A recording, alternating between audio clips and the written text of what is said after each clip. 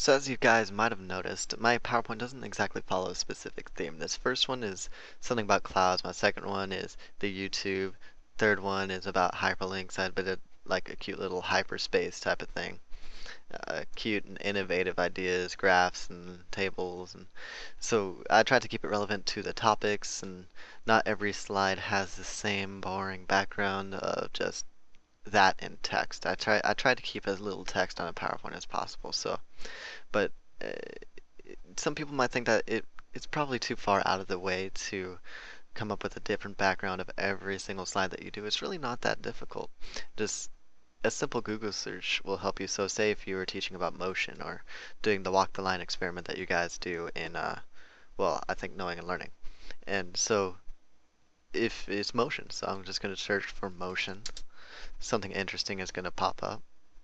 Well, certainly I like a lot of these, but I don't want to just pick one at random because even though I like this one, if you look at the size, it's a very small picture. And if you were to put that as a background, it'd be very blurry and pixelated. So I want to stick it and restrict it only to the large images.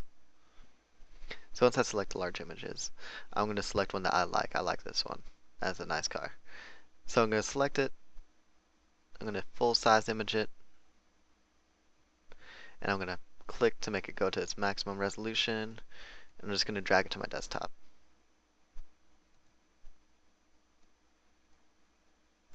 Alright, and so once it's there, all I need to do is select a new slideshow. And now for those of you guys who aren't too comfortable with PowerPoint, I don't like this title of the page and just boring text. So I get rid of those. And to add this as the background, all you need to do is click Format Background and select Picture or Texture Fill. And you want to select your own file, so you're going to select that file, go to your desktop or wherever you saved the picture, and there it is. And so now I have something related to motion. So if I wanted to have this slide restricted to the topic of motion, I could put whatever I was teaching about on this slide. But as you guys might be able to tell if you type, it's not exactly legible or very attractive to look at. Even if you were to have white text in this background, it's still just nothingness in a blur of pixels. And so what we really want to do is we want to put something more constant that we can type on. So what I want to do is I want to add a square to that, but then what's the point of having that cool background if I just have a square that I'm typing in? Well, let's type in it first and then you'll see. So let's say this PowerPoint was about motion, so I want to have it all the way to the left, and I also want to have it to the top. Alright, and this one is called motion, where I wanted to add little topics about fast time position. You know, add whatever you want. I'm not trying to actually make a full lesson plan here, but also I typically like to make my titles more obvious than just motion or just a text. And so what I'd like to do is I'd like to change the font. I don't like to do any of this crazy stuff. I do like this Algerian one that they have. It makes it all look all bricky and nice.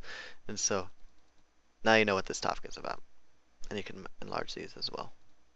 But it still didn't fix the problem that the background is completely covered up.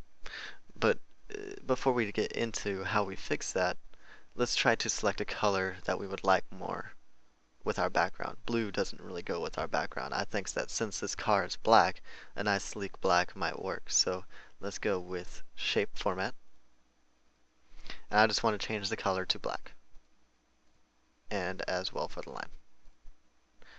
It's still not much better. Now I have a black blur with white text.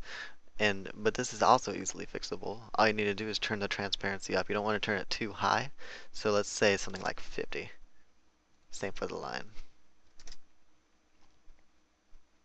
And that's starting to look pretty nice. So now I can see the background fully, but then I can also read the text that I have legibly. But still, it looks like kind of a random circle that I have here. I want it to blend in more. So if I click Format Shape, or no, never mind. If I click on Format up here, and I look at Shape Effects, I want to have this thing called soft edging. And so you don't want to get too intense like 50 points because then it's pretty much gone. But let's try like 5 points or 10 points. So now it has a nice little dyed out fading effect on the edges to where it doesn't look like just a solid line and a solid square or whatever this shape is. And so now the text looks pretty nice, and you can put more text, or if you guys are teaching on other topics, this works just as well with that, and that's how you do it.